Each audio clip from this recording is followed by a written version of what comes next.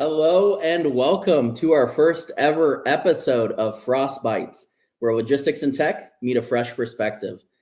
I'm your host and co-founder of PAXAFE, Ilya Preston, and today we're joined by a true leader in global supply chain innovation, Lucy Alexander. In this episode, we're going to dive into not only her incredible career, but also her perspectives on technology, overcoming industry challenges, and what's next for cold chain logistics. Lucy has played some pivotal roles in companies like AstraZeneca, Johnson & Johnson, and Novartis.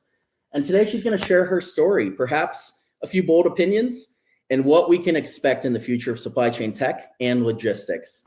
And with that, Lucy, welcome, and we are thrilled to have you on the show. Thank you. I'm excited to be here. All kinds of stories, war stories to share. So we'll get into those. Yeah, can't wait. So before we actually get into you, your background, anything else that's relevant to your experience, we actually want to start with a shock to the system with what we call Lucy's hot take. What is one opinion that you have about the cold chain logistics industry that others might find controversial or contrarian? Wow, only one, huh? Only one. I think, yeah. So I guess a perspective is it's really expensive and it's hard to control. How's that? and particularly in my business in pharmaceuticals, right? Absolutely required for compliance. So having control is super important, and of course, cost is always super important. And when you say control, what does that mean? So lots of variability, right? Lots of potential for variability, right? In our ideal world, we would take a shipment, right? We know the temperature it needs to ship at. We put it on whatever mode of transportation it's going. It would just go off happily on its way. It would maintain that temperature all the way through, and it would show up at the end at exactly the same temperature, and we would be able to document that for all of our various stakeholders. That turns out to be really, really challenging. We can go into why that's challenging, and certainly some of my views on how it could potentially be less challenging. But yeah, I think that's my view. Yeah, I'm curious. Do you think the majority of people in the industry don't necessarily share that sentiment? That's a really good point. Probably a lot of them do.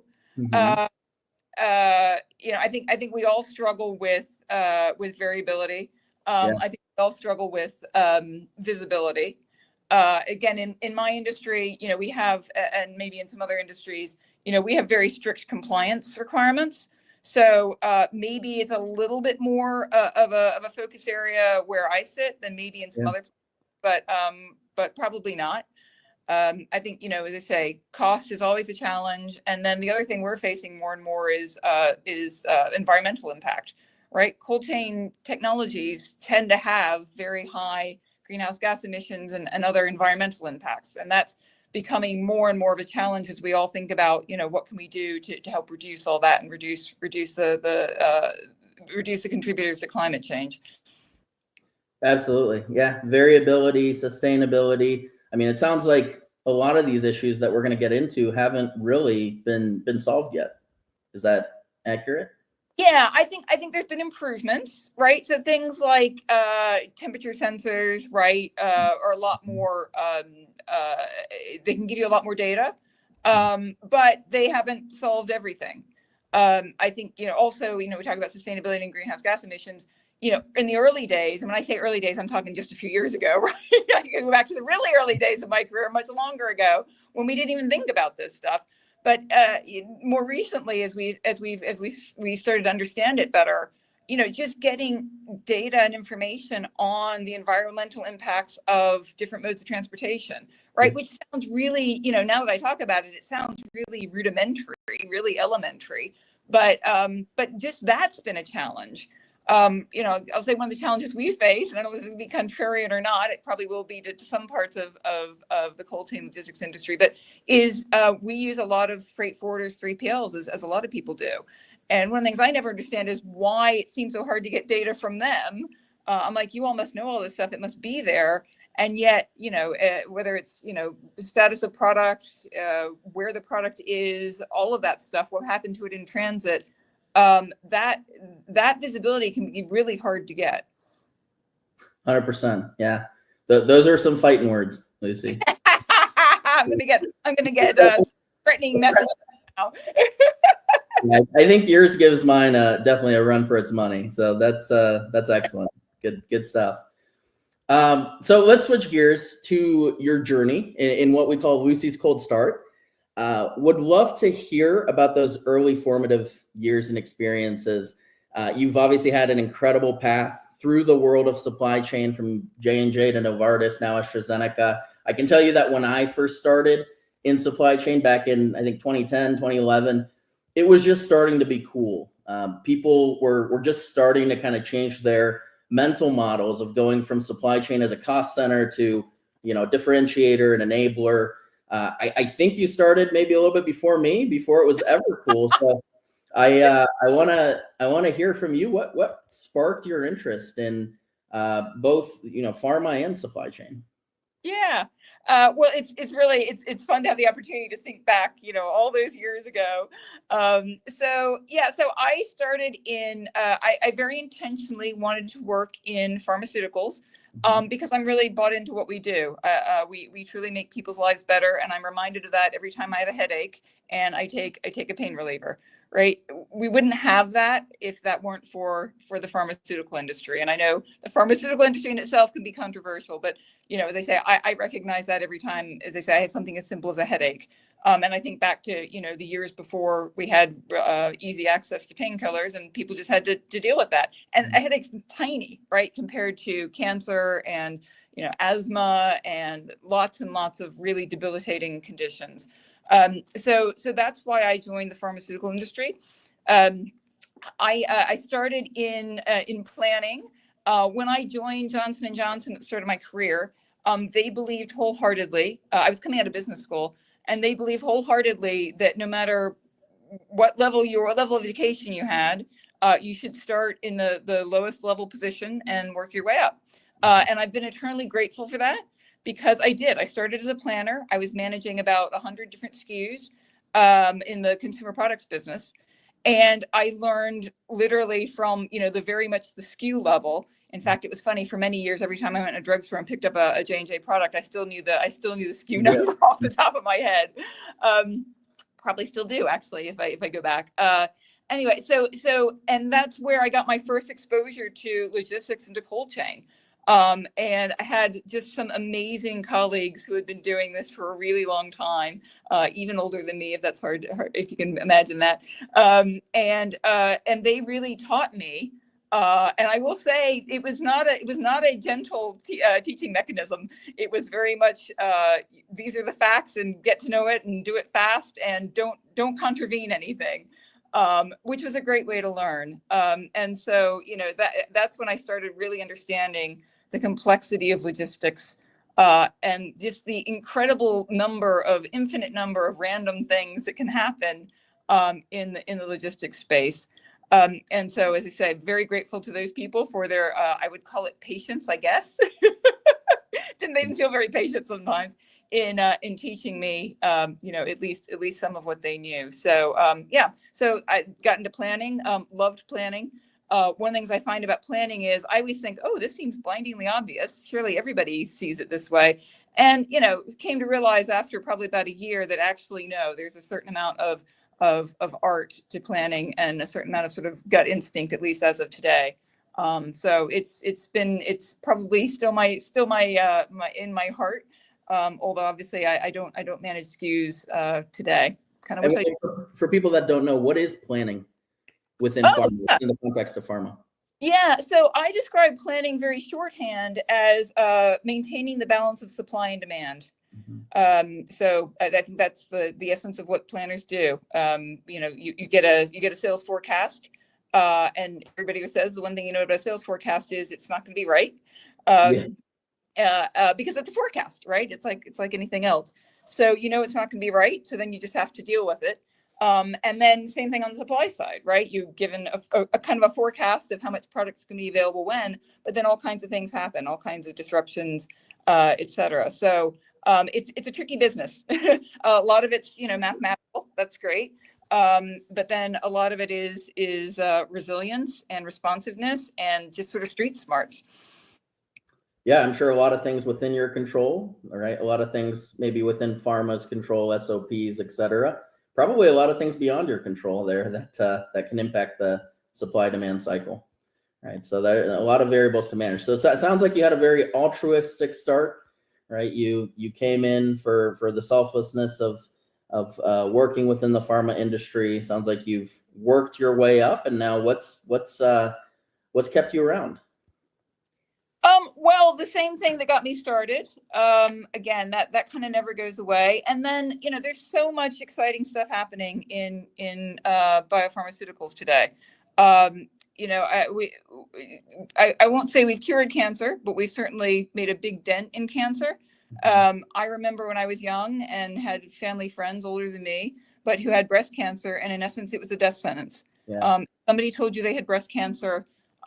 You were not expecting them to make it through, and if they did make it through, it was very, very physically traumatizing, and I'm sure mentally traumatizing as well. You could see the physical parts of it, and so you don't experience that so much today. My sister had breast cancer 10, 15 years ago, quite serious. She's clearly still walking around today, cancer free. So I think things like that, and that just happens, pretty much every day. We see new advances in all kinds of diseases. Big focus now on rare diseases. So I've been learning a lot more about diseases that affect a relatively small part of the population, but are extremely debilitating, painful, destructive, terminal diseases. And so I'm excited that now we're at a point from a scientific point of view where we can start understanding those mechanisms too, and start helping some of those people. So I think that's largely, as I say, that just continues. And there's nothing better than waking up every day and thinking, I'm going to go make somebody's life better. No, I'm sure that can be very rewarding when the work that you're doing and the work that your company is doing can be so tied into your to your personal life, to your family, and have impact on those people as well. So makes total sense. Let's talk about some fires, Lucy. So some hot challenges. I can tell you that I at PAXAFE have been selling into pharma for about 5 years, and I swear I've aged like 25 years in the last 5 years.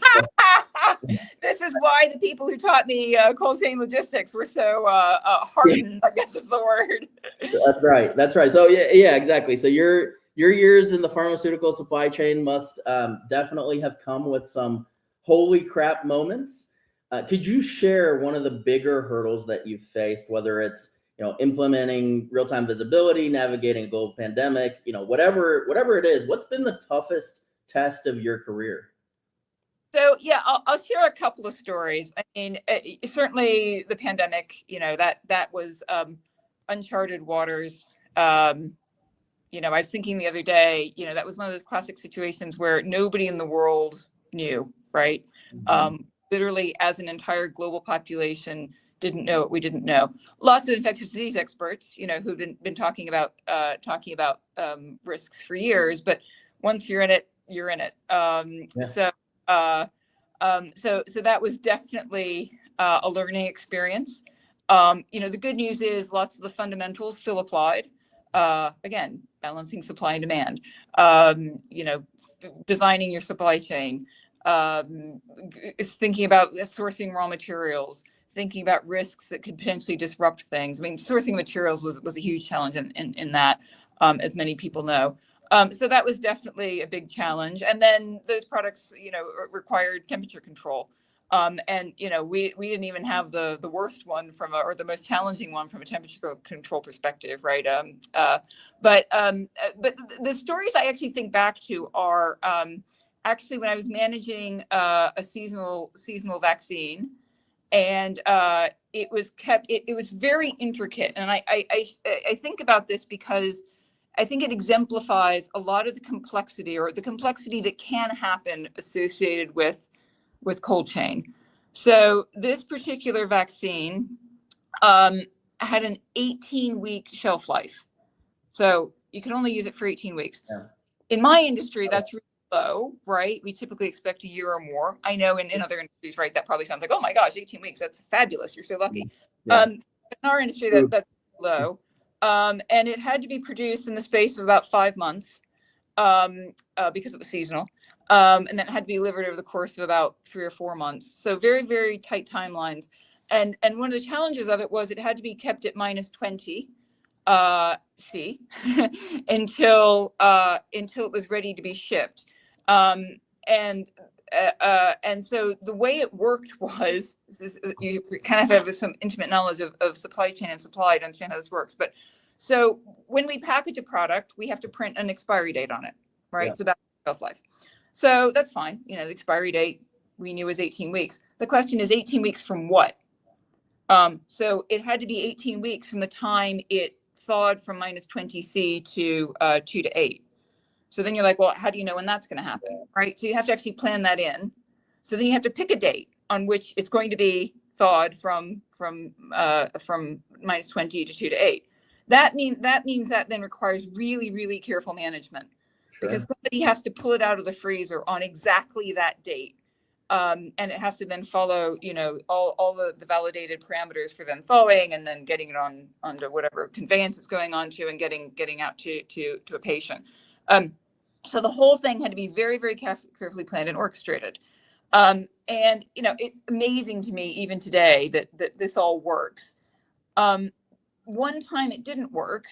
What happened was, and there's lots of things that can affect this that I won't go into, but the one I remember is one time it didn't work. I'll talk about 2 times it didn't work. One time it didn't work. Someone literally misread the date that the product was supposed to be pulled out of the freezer and thawed. And they pulled it out a week early. Oof. And what that means is then unusable. That entire order could not then be used because now the date on the packaging was inconsistent with when it would actually expire. And then we, you know, as pharmaceuticals, you know, then you can't be guaranteed it's going to be safe and effective at time frame. So, you know, that was really unfortunate. But what I remember thinking is, you know, we're relying on humans to do this, and humans are humans. And it was interesting. I actually saw the paperwork associated with this, and you know, people misread numbers. It happens. So, you know, not only was that a problem, you know, in terms of the cost, obviously a lot of value was lost there, but also it's a seasonal vaccine. So you only produce as much as you produce. And as I say, it all has to be produced in advance and then you have to ship it out really fast. So you lose a large quantity, tens of thousands of doses.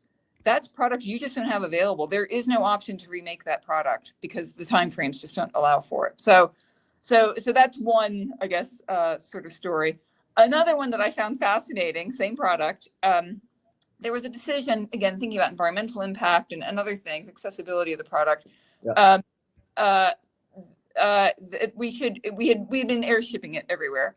It was packaged in the US, but it was distributed globally. So we had been air shipping it everywhere. And so there was a decision made that we should put it on the ocean, right? So longer lead time, et cetera. But and I will confess, I was a bit skeptical when I first heard this, but I'm as much an environmentalist as the next person. I'm like, well, okay, but let's see how this goes. So we get into the middle of the season of supplying this product, and all of a sudden we start having all these temperature excursions. And the temperature excursions were showing up on the temp tails when the product was in the middle of the ocean.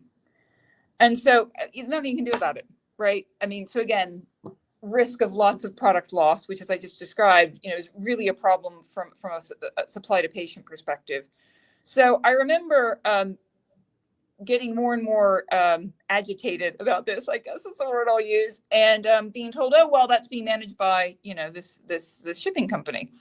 So I said, okay, you know, give me the name and the number of who I need to call at the shipping company and understand what's going on. So I got hold of someone at the shipping company on, I think it was a Sunday afternoon. Person was actually in transit in an airport someplace. And I said, you know, how can this be happening? And she literally said to me, well, you know, we don't really have this capability. And I'm like, how are you telling me this now in the middle of the season when my product is in the middle of the ocean? Yeah. You know, interesting enough, what we found out was actually happening was it was an active container that had to be plugged in at the port. The port we were using, it turned out, did not have a labor agreement with the union that they would actually plug these things in.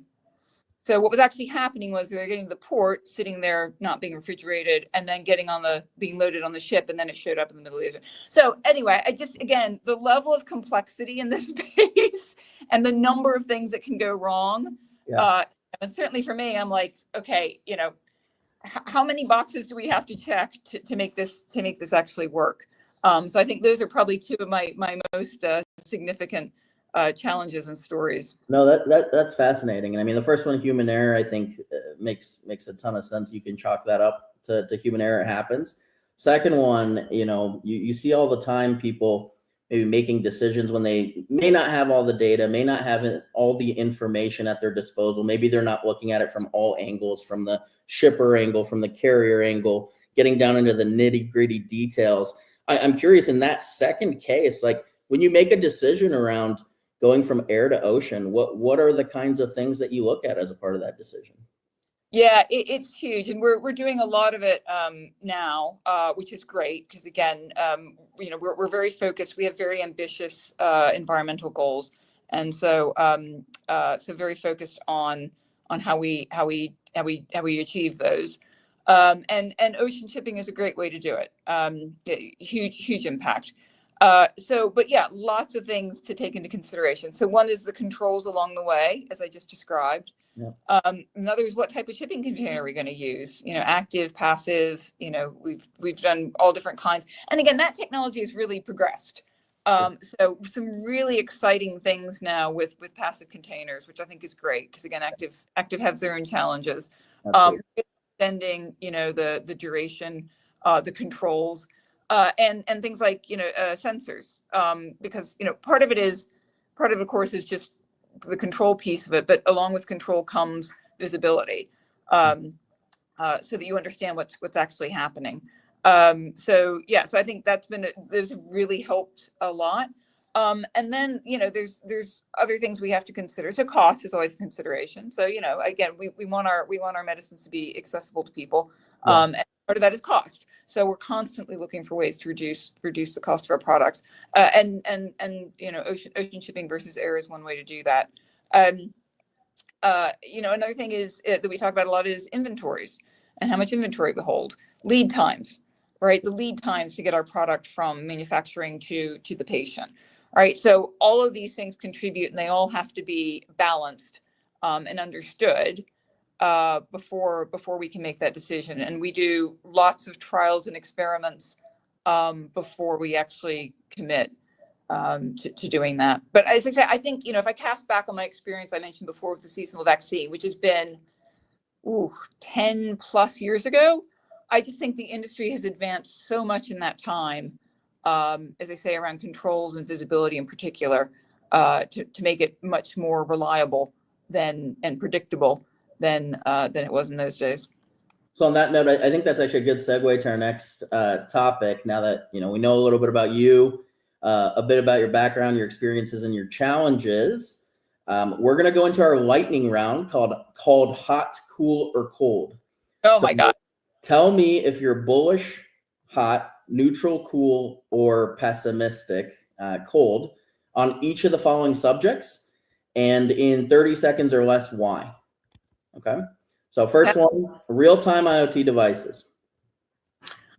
Okay, so if you know me and you do, Ilya, I always ask for clarification. So we say real time, are we talking real time or near real time? Near real time. Near real time. Good call. So yeah, am I hot, neutral, or cold on near real time devices? I probably, honestly, what's going to happen as we go through this exercise is I'm going to be bullish on everything. I just think there's so much exciting stuff happening now. You're an entrepreneur at heart. I love it. Yeah, or a cockeyed optimist or something. But anyway, yeah, I mean, I would probably say hot. Again, so many advances in that, and where we're getting to now is having the data and the visibility, and then of course the next step is okay. Well, now what do we do with it? Which may be your next question. So I'll hold off on that. How about passive data loggers? They here to stay or are they going away? Passive data loggers. Well, my personal opinion, I'm not doing your hot cold. My personal opinion is I kind of hope they go away. I just think there's so much better technology out there, but there may very well continue to be a place for them, right? Again, I'm working a lot of environments where, we can tap into the most advanced technologies, and there's probably always going to be situations where that's just not suitable for whatever set of conditions. So, well, that makes sense. I mean, if you were bullish on both real-time IoT devices and passive, that probably wouldn't make too much sense. So we'll chalk that one up for cool or cold. How about cell and gene therapies? Do you buy into the growth hype? That is a great question. So I'll just share, because I've had this conversation with someone in R&D department recently, and he of course knows way more about this than I do. And he was saying that the breakthrough we need to get to is, rather than these single patient therapies that happen now, right? So you take the cells from a patient, you basically genetically engineer them, you send them back to that patient, they're infused back in. Is when we can get to more off the shelf solutions, right? So one solution for multiple patients. So he was bullish that will be possible. I don't think anyone's solved that yet, but I think there's a lot of really smart people working on it. So I will say a cautious hot. Okay.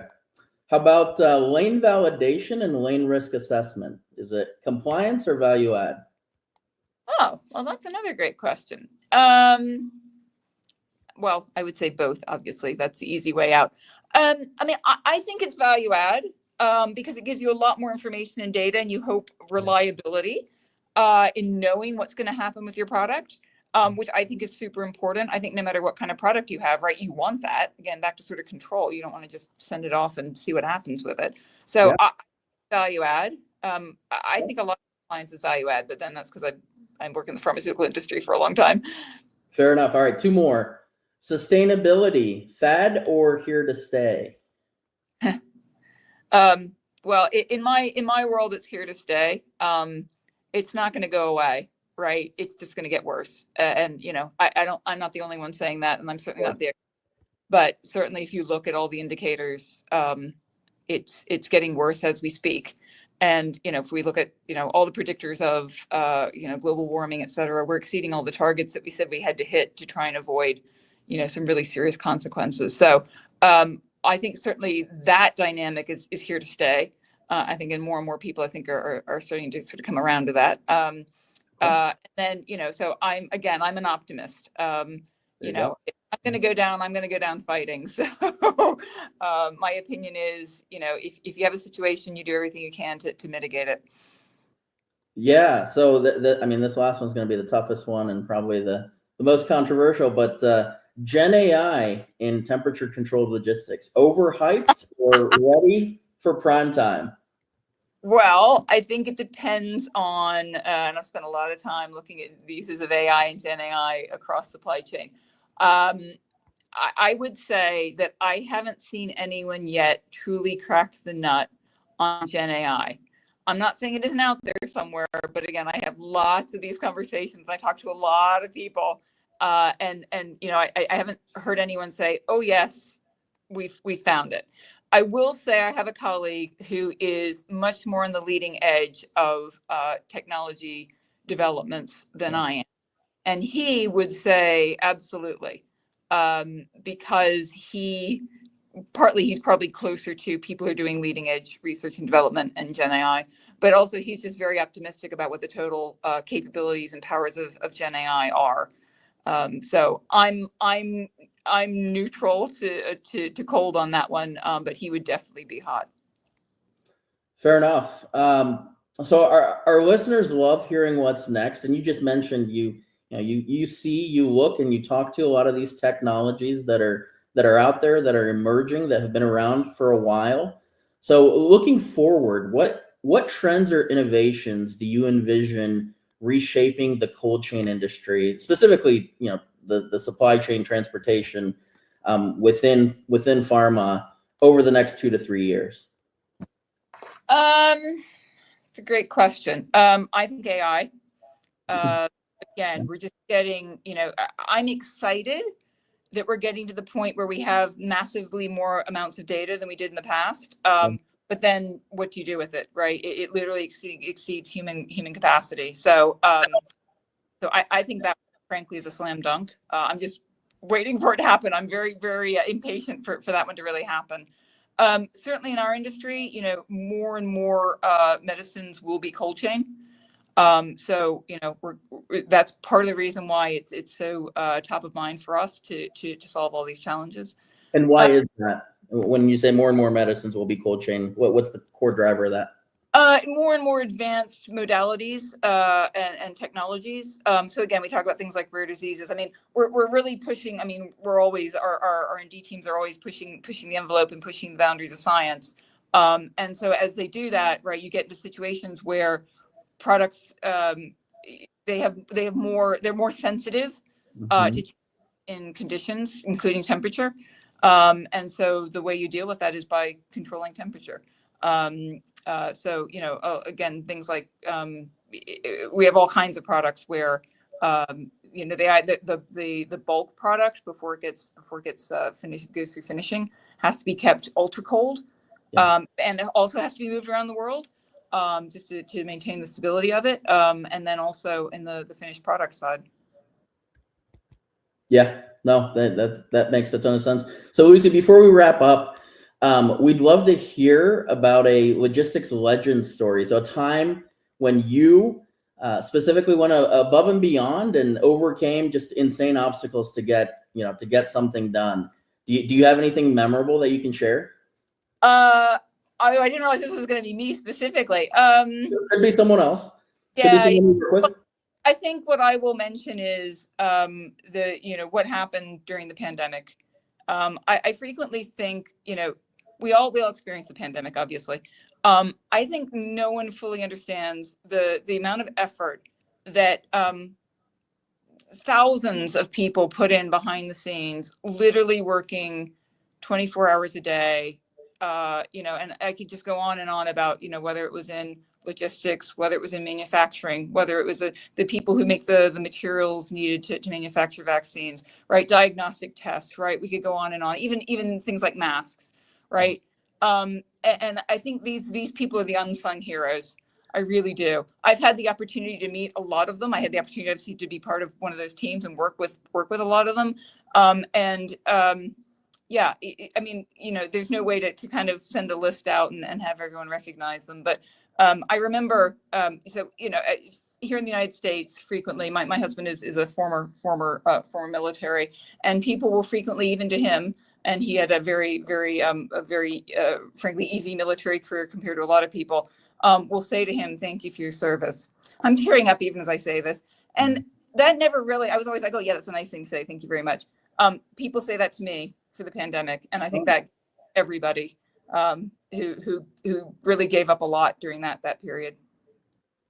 Yeah, well, certainly. I mean, a lot of moving pieces. That was not an easy time, right, for the country. So, I guess I'll echo that. Thank you for your service, Lucy.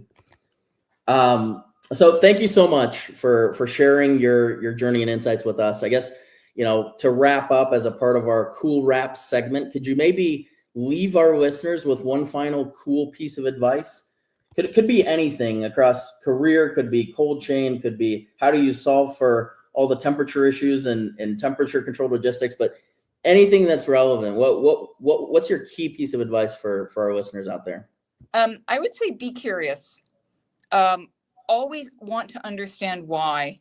And I think particularly in this space, my thing about logistics, right, is there's so many things that happen and so many things that you need to understand. So I think be curious, always seek to understand why. I'm a lean black belt. So, we talk about 5 whys and root cause analysis and all that. I think don't leave a stone unturned. If you're in an environment, don't be afraid to ask questions. People frequently say to me, "Oh, wow, it's amazing. You ask so many questions. You're not afraid to admit you don't know something." And I'm like, why would I be afraid to admit? I mean, how am I going to learn if I don't ask questions? And people love to share about any topic, really. So yeah, I would say just be curious and constantly look for answers. Yeah, that's some great advice. I think some great advice for us as well. And in starting PAXAFE, we started out with a lot of our own assumptions, and a year or two in, we had to go back to first principles. And and really get to your point, the why. Why are things done the way that they're done, right? And does this make the most sense? And really just think outside the box, outside the construct of what's accepted and traditional, and really get to the root cause and understand, why things are done the way that they're done, what their drivers are, what their motivations are, et cetera. So that's I think good advice that you can apply to any part of your life. And with that, Lucy, I want to thank you so much for being our first guest. It was great to have you on the show. Thank you. This has been really fun, as always. Maybe I'll be invited back. Yeah, 100%. All right. Well, that's one cool wrap for our very first episode of FrostBytes. Lucy, again, thank you for being here and all the wisdom that you've shared to our listeners. Thank you for tuning in. Don't forget to subscribe and stay connected for more insights from leaders in cold chain logistics. Also, go ahead and follow PAXAFE on LinkedIn if you don't already. Feel free to grab your copy of our IoT Maturity Curve ebook in the comments below this video on LinkedIn, YouTube, and Facebook. I can tell you our marketing team spent a lot of time on it and they did a great job. So with that, thank you again for joining, and until next time.